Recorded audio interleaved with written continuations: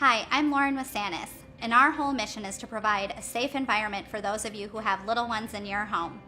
We want to provide safe solutions so you can secure both your TVs and your furniture in your home. In 2016, there were 11,000 children that were rushed to the ER from injuries from TV and furniture tipovers, and our goal is to push that to zero.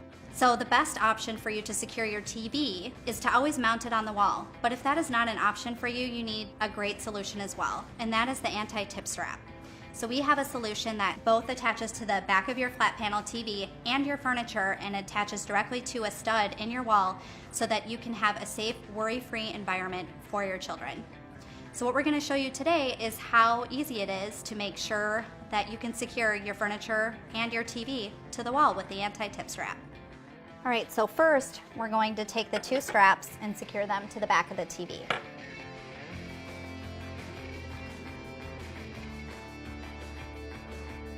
And then we drill in the back of our furniture.